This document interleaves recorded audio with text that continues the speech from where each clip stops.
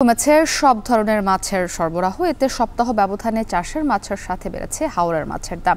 মাছের সরবরাহ ও দাম নিয়ে আরও জানাতে নগরীর কাজীর বাজার থেকে যুক্ত হয়েছেন রাকিবুল রাফি। কি কারণে মাছের বাজার এত চড়া, আপনি কি দেখছেন সেখানে, এবং কেজিতে কত টাকা বেড়েছে চাষের এবং হাওরের মাছের দাম?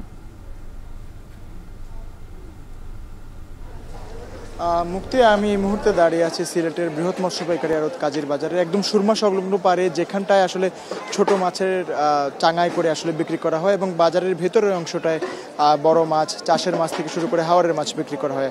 এই মুহূর্তে আমরা ঠিক সুরমা সংলগ্ন পারে দাঁড়িয়ে আছি, যেখানে ছোট মাছ নিয়ে বা চাঙাই করে মাছ নিয়ে আসলে ব্যবসায়ীরা বিক্রি করছেন। তবে বাজারের প্রবেশমুখে আসলে যেরকমটা দেখা যায় যে আসলে ছোট মাছের যে চাঙাই করে বিক্রি করে সেটার যে আজকে চিত্রটা, সেটা কিন্তু আজকে খুব কম দেখা গিয়েছে। এবং বিক্রেতাদের সাথে শুরু করে আড়তদার যারা রয়েছেন তাদের সাথে আমরা কথা বলেছি এবং তারা বলছিলেন যে আসলে মাছ একদমই নেই বললেই চলে, যার কারণে বাজারের সরবরাহ অনেকটা কম এবং মাছের তীব্র সংকটে আসলে যারা ভ্রাম্যমাণ বিক্রেতারা রয়েছেন বা পাইকারি আড়তদার থেকে শুরু করে পাইকারি বিক্রেতা যারা রয়েছেন তারা আসলে সেই সংকটে ভুগছেন। এবং আমরা বিভিন্ন ব্যবসায়ীদের সাথে কথা বলেছি, তারা বলছেন যে আসলে যে লোকাল মাছ বা স্থানীয় বাজারের যে মাছ, সেই মাছের সংকট থাকার কারণে এবং ফিশারির কিছু মাছ যেমন পাঙ্গাস থেকে শুরু করে কার্পো, সিলভার কার্প, এগুলো যেগুলো রয়েছে সেগুলো কিছুটা থাকায় আসলে বাজারটা এখন পর্যন্ত জীবিত রয়েছে। তবে যদি অচিরেই সেই ফিশারির মাছগুলো যদি কমে যায় তাহলে আসলে বাজারের যে ব্যবস্থা বা বাজারের যে চিত্রটা আমরা সবসময় দেখি, ভিড়ভাট্টা লেগে থাকে, সেই চিত্রটা আসলে কমে যাবে।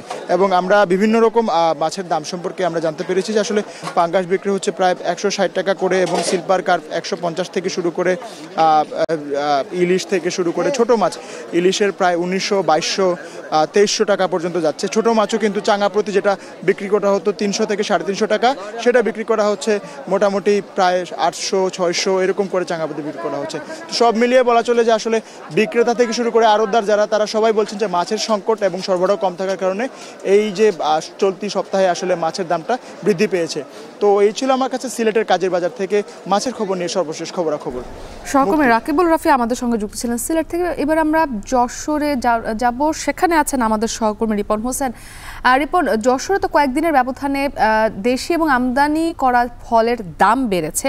জানতে চাই যে ফলের দর কেজি প্রতি কত টাকা বেড়েছে এবং একসঙ্গে বিদেশি ফল আমদানিতে এলসি জটিলতা রয়েছে কিনা?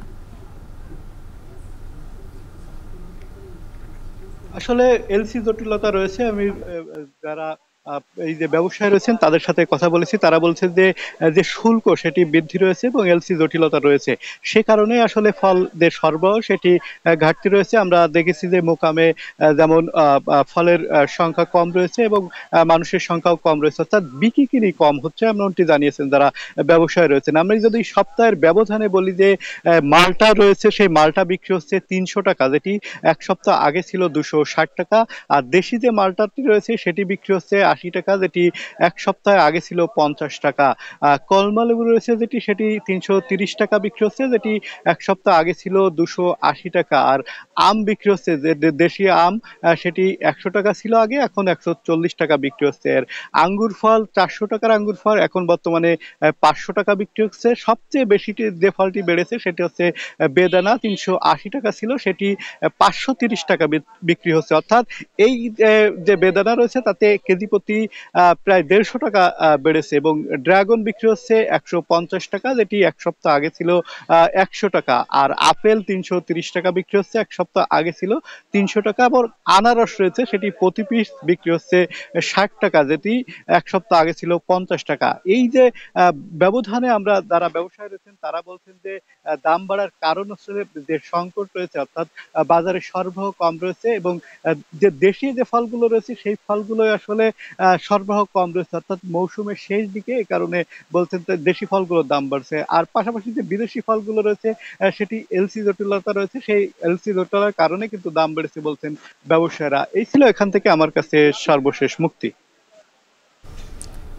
আমাদের সঙ্গে ফলের বাজারের দরদাম জানাতে যশোর থেকে যুক্ত ছিলেন সহকর্মী রিপন হোসেন।